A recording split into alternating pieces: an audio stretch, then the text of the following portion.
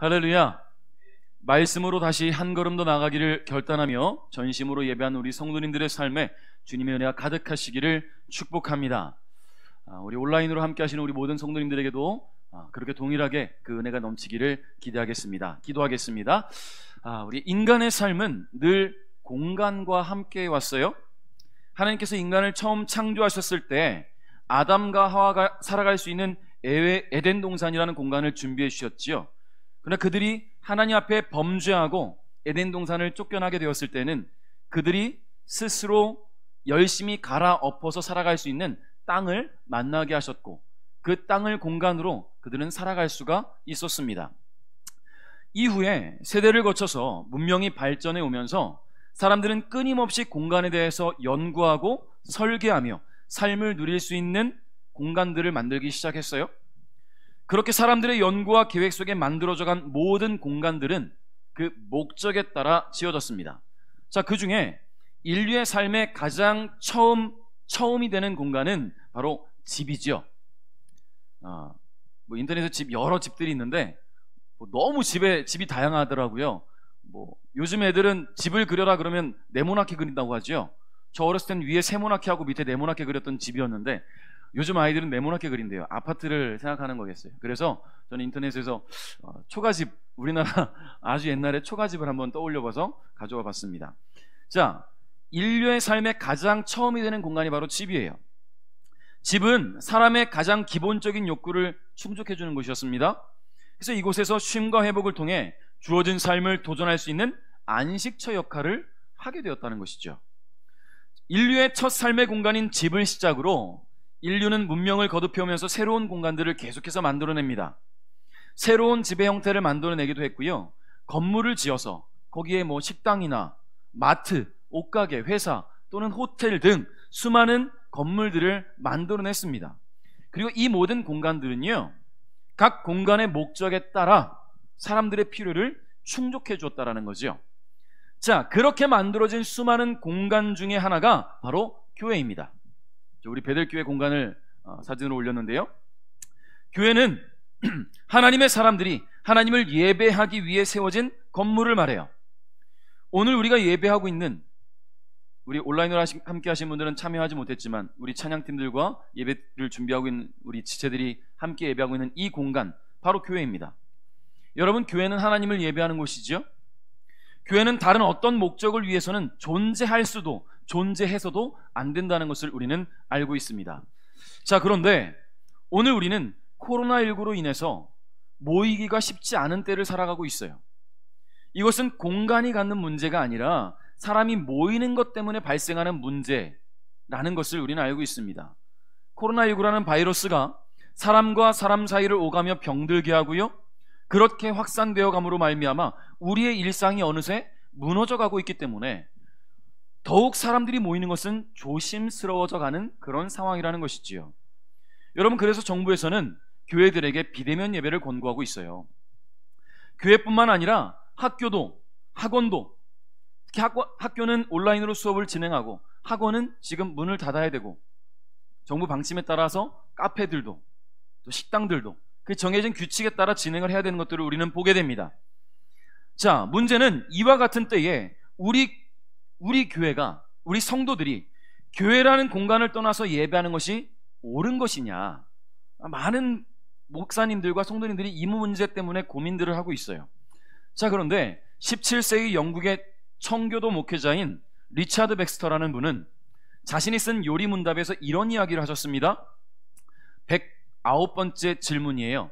만약 위정자가 금한다면 주일에 교회 모임을 멈출 수 있습니까? 라는 질문이에요. 자, 전염병 감염이나 화재나 전쟁 등과 같은 특별한 이유로 금하는 것과 정기적으로 혹은 불경스럽게 금하는 것은 경우가 다르다. 경우의 차이를 이야기하는 거예요. 자, 그리고 모임과 그 모임의 환경은 반드시 구분되어야 하는데, 만약 전염병이나 적의 침입이나 화재와 같은 필요성이 인정되는 경우에 공동의 안전과 같은 더 큰 유익을 위해서 위정자가 교회 모임을 금한다면 그것에 따르는 것이 우리의 의무입니다. 왜냐하면 우리에게 현실적으로 주어진 의무는 이것이 목적이 되는 중요한 자연적 의무에 양보해야 하기 때문입니다. 그래서 그리스도께서도 자신의 제자들이 안식일에 외적인 안식을 범했을 때 이를 정당화하셨습니다. 또한 실제 삶에 맞게 주어진 것은 항상 있는 것을 제한할 수 없고 시기에 맞지 않는 것은 죄가 되기 때문입니다. 어느 한 주일이나 하나의 모임을 생략해서 더 많은 모임을 얻을 수 있다면 그것이 더 중요한 일입니다. 굉장히 공감이 되는 이야기예요. 여러분, 지금 우리가 모이기에 힘쓰고 우리가 현장 예배가 아니면 예배가 아니다, 우리가 목숨을 걸어서도 현장에 모이겠다, 여러분, 그래가지고 우리 교회에 코로나가 퍼져버리면, 교회에 확산되어 버리면 문을 닫아야 돼요. 성도들이 병원에 입원해야 돼요. 예배할 수 없는 환경이 주어져요.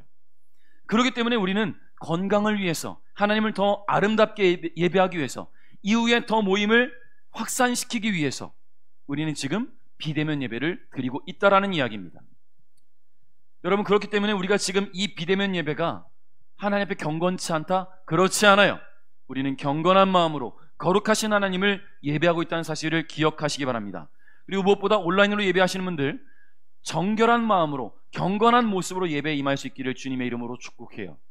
어떤 분들은 집에서 편하게 예배하실 때 그냥 편한 옷차림, 편한 자세, 우리가 예배할 때, 하나님을 예배할 때 어느 곳이든 어느 자리든 어느 시간에든 우리 거룩한 모습, 경건한 모습을 잃지 않았으면 좋겠습니다. 자, 그래서 오늘 우리는 이 정부의 지침에 따르고 하나님을 예배합니다. 우리가 예배하는 목적은 하나님을 영화롭게 하고 영광을 돌리기 위함이잖아요. 우리의 모임이 하나님의 영광을 가린다면, 또 믿지 않는 이들에게 복음 전하는 길을 막는 것이 된다면, 여러분, 어떻게 우리가 지금 모일 수 있겠어요? 서울의 어느 식당들은 식당문 앞에 종이를 붙여놨습니다. 교회 다니는 사람들 받지 않습니다라고 말이죠. 왜 이런 일이 벌어졌을까요? 우리가 이 코로나19라는 이 바이러스를 너무 우습게 본 것은 아닐까요? 그것이 하나님께서 우리로 하여금 더 어느 곳에서든 하나님을 예배할 수 있는 마음을 가지라는 생각을 왜 갖지 못할까요? 자, 그래서 오늘 우리는 정부의 방침에 따라 함께 온라인으로 예배하고 있다는 것을 기억하시고 하나님 말씀을 집중하시기를 주님의 이름으로 축복합니다. 자, 그리고 오늘 본문에서는요, 이스라엘이 하나님을 예배함에 있어서 지켜야 할 것들을 가르쳐주고 계세요. 자, 그런데 무엇보다 시간과 공간에 대한 가르침을 하나님께서 오늘 주고 계십니다. 우리 1절 말씀을 한번 읽어볼까요? 같이 읽습니다. 시작. 아비월에는 여러분의 하나님 여호와의 유월절을 지키시오. 그것은 아비월 어느 날 밤에 여러분의 하나님 여호와께서 여러분을 이집트에서 인도해 내셨기 때문이요. 아멘. 여러분, 하나님은 오늘 본문을 통해서 유월절을 지킬 것을 명하십니다. 유월절. 여러분, 유월절은요, 여호와 하나님께서 이스라엘을 애굽으로부터 구원하신 것을 기념하는 날이에요. 유월절을 가리키는 이 히브리어 고유 명사는 페사흐라는 단어를 쓰고 있는데, 이 뜻이 뭐냐면 넘어가다, 뛰어넘다, 이런 의미를 담고 있습니다. 여러분, 유월절은 하나님께서 이스라엘을 구원하시기 위해 애굽에 내린 10가지 재앙 중 마지막 10번째 재앙에서 장자의 죽음이란 재앙을 주셨지요. 그때에 하나님께서 바라신 죽음의 손길이 하나님 명령에 따라 어린 양의 피를 집 문설주에 바른 집들은 넘어갔다라는 거예요. 이스라엘 백성들의 집들은 넘어갔다라는 거죠. 그래서 하나님의 구원이 이스라엘을 향하셨음을 보여주신 하나님의 강력한 은혜의 사건이었습니다. 여러분, 이제 곧 가나안에 정착하게 될 이스라엘에게 이 유월절을 지킬 것을 명하신 것은, 유월절은 하나님의 백성의 신분으로 삶을 살아가는 새 출발이며 구원이 오직 하나님께로서만 말미암는다는 고백이고요, 하나님을 향해 사랑과 감사를 바치는 예식이라는 것을 알라는 것입니다. 여러분, 이스라엘에게 있어서 유월절 그리고 안식일을 지키는 것은 하나님의 하나님 되심을 인정하고 그 구원하심을 감사하며 그 거룩하신 하나님의 은혜를 찬양하는 고백이에요. 결국 하나님을 향해 드리는 이 시간들을 통해서 이스라엘의 구원자이시며 주님이심을, 하나님이 우리의 주인이심을 고백하는 것입니다. 하나님은 이스라엘에게 유월절이라는 시간과 안식일이라는 시간을 명령하셨습니다. 자, 그리고 오늘을 살아가고 있는 우리는 주일을 주님 앞에 지켜드립니다. 자, 그런데 우리 삶 속에서 주님을 위해 드려야 하는 시간은요, 이스라엘이 지켰던 유월절과 안식일, 오늘 우리가 예배하는 주일에 국한되어서는 안 된다라는 이야기예요. 매 순간, 매 시간을 하나님께 드려야 합니다. 예배는 그렇게 우리의 삶의 모든 시간들을 통해 하나님께 드려져야 하는 것입니다. 우리 2절 말씀을 함께 읽겠습니다. 시작. 여러분의 하나님 여호와께 유월절 제물을 바치되 하나님 여호와께서 예배 받으시기 위해 선택하신 곳에서 양이나 소로 바치시오. 아멘. 하나님은 이스라엘에게 하나님이 선택하신 곳에서 예배할 것을 명령하셨습니다. 그와 함께 유월절에 지켜야 할 상황들도 가르쳐 주셨는데요, 하나님은 유월절 제물로 양이나 소를 바칠 때에 이스라엘 백성들이 7일 동안은 누룩을 넣지 않은 빵인 무교병을 먹으라고 말씀하셨어요. 무교병. 아무 맛도 안 나는 거예요. 무슨 맛으로 먹지 하는 거예요. 무교병은요, 애굽을 떠날 때에 이스라엘 백성들은 급하게 빠져나와야 됐잖아요. 그 급하게 빠져나와야 했던 것을 기억나게 해줄 뿐만 아니라 그 빵을 먹으면서 이스라엘 백성들은 애굽에서 당했던 압박과 그 고통의 시간들을 기억해야 했습니다. 그로 인해 하나님의 구원하심이 얼마나 큰 은혜인지, 얼마나 큰 감사인지 느낄 수 있는 것이지요. 자, 그런데 하나님은 6절에서 다시 한번 예배의 장소에 대해서 말씀하고 계시죠. 6절 읽겠습니다. 유월절 제물은 여호와께서 예배 받으실 장소로 선택하신 곳에서 바치시오. 아멘.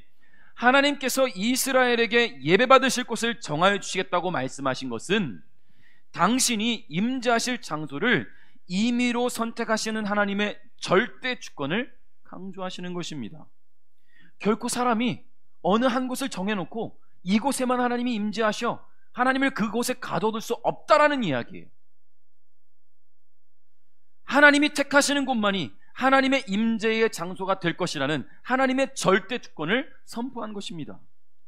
여러분, 고대 근동 지역에서는요, 사람들이 자신들의 신에게 제사하기 위해서 자신들의 임의대로 산당을 지었어요. 그리고 그곳에서만 제사를 지냈어요. 거기에서만 자신들의 신이 임한다고 믿었지요. 여러분, 하나님은 이방인들이 생각하던 다른 신과 같이 어느 장소에 매여 있는 신이 아닙니다.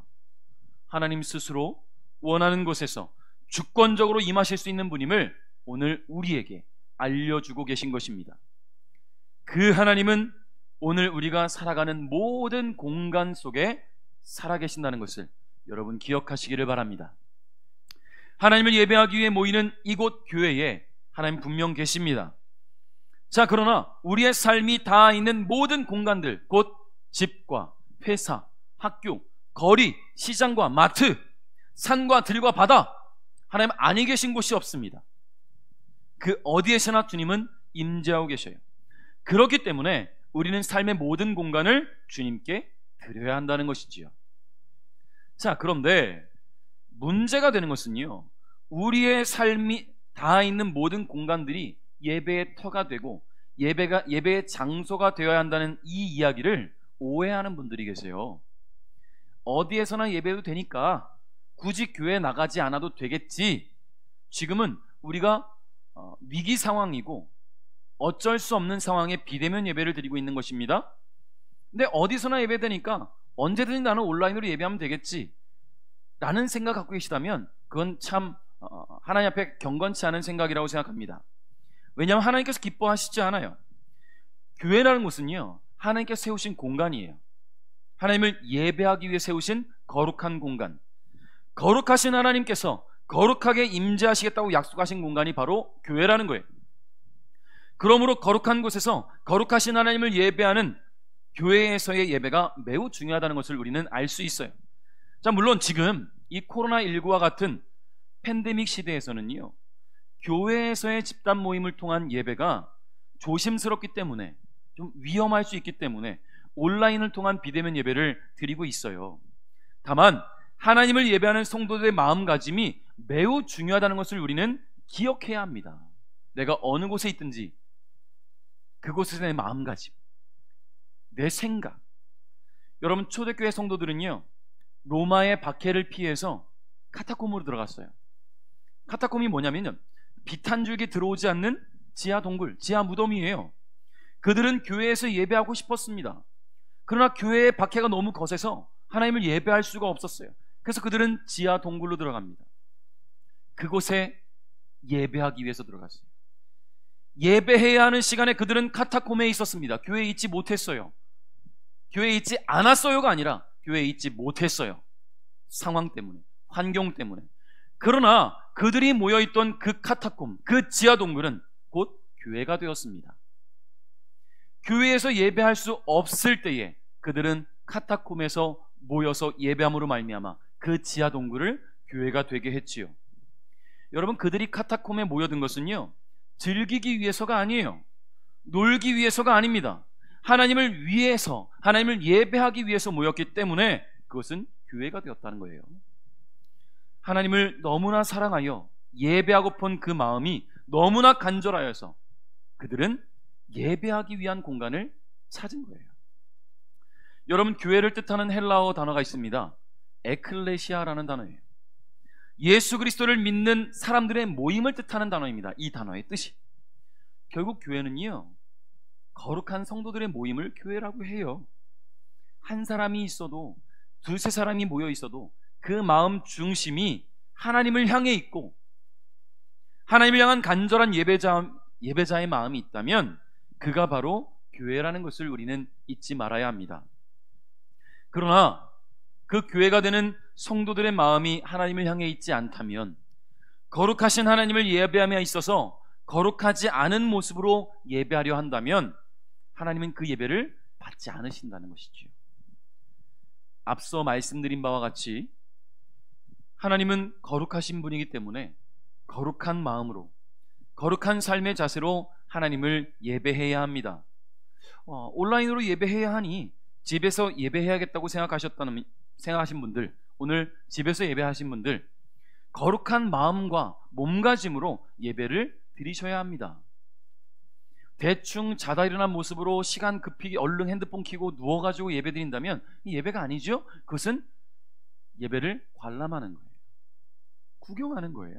우리가 TV 보듯이 예배에 관람하고 TV를 보는 것처럼 구경하는 것입니다. 여러분, 옛날에 성경을 필사했던 서기관들은요, 성경을 기록하던 중 여호와 하나님의 이름만 나와도 가서 목욕을 하고 자신을 정결하게 한 뒤 필사를 이어갔다고 합니다. 그러니 거룩하신 하나님을 예배하는 때에 예배하는 곳이 집이라고 해서 예배의 관람객이 되어서는 안 된다라는 이야기예요. 예배자가 되시기 바랍니다. 더욱이 거룩한 주일에 산으로, 들로, 바다로 여행 가서 온라인으로 하나님을 예배해야 되겠다라는 생각을 갖고 계시다면 그 마음은 곧 정리하십시오. 목적이 달라요. 예배하기 위해 산에 간 것이 아니고, 예배하기 위해서 바다 간 것이 아니에요. 예배하기 위해서 캠핑장 간 게 아니에요. 놀러 갔다가 어쩔 수 없이 예배하는 거예요. 그것은 하나님이 기뻐하시지 않아요. 주일은 거룩한 마음으로 하나님 예배할 수 있어야 합니다. 현장 예배가 안 된다면 여러분이 거룩하게 하나님을 만날 수 있는 여러분의 공간을 찾으시면 돼요. 집이 그런 공간이라면 집에서 거룩하고 경건한 모습으로 하나님을 예배하셔야 됩니다. 별도의 공간이 있다면 그렇게 하시면 더 좋아요. 그러나 목적이 놀러 가기 위해, 여행 가기 위해 어느 곳을 가서 그곳에서 예배하겠다? 하나님은 그 목적부터 아시기 때문에 그 예배는 받지 않으신다는 것을 여러분 기억하시기를 바랍니다. 하나님께 드리는 시간도, 하나님께 드리는 공간도 우리는 거룩하고 하나님께 집중되어 있어야 될 줄 믿어요. 하나님, 여러분이 있는 곳이 거룩한 곳이 되기를 원하십니다. 그러려면 거룩한 마음을 품어야 하고요, 하나님께 집중된 공간과 시간이 되어야 합니다. 이와 같은 요건들이 충족될 때에 하나님은 거룩으로 드리는 여러분의 예배를 받으실 줄 믿습니다. 말씀을 맺겠습니다. 북유럽 관련 서적 중에 북유럽의 집이라는 그런 책이 있는데요, 이 책의 마지막 부분에 이런 글이 적혀 있습니다. 집은 그곳에 들어와 둥지를 틀고 살 사람을 기다린다. 사람이 중요하다. 건축과 디자인은 그저 물리적 준비에 불과하다. 준비된 무대에 사람이 올라 연출을 완성해야 한다. 더 안락한 집은 있을 수 있지만 더 아름다운 집은 없다. 그렇습니다. 우리가 삶을 통해 닿아있는 모든 공간들은 결국 사람을 위한 공간이에요. 그리고 이러한 공간들은 사람이 있어야 그 공간의 역할을 다하게 됩니다.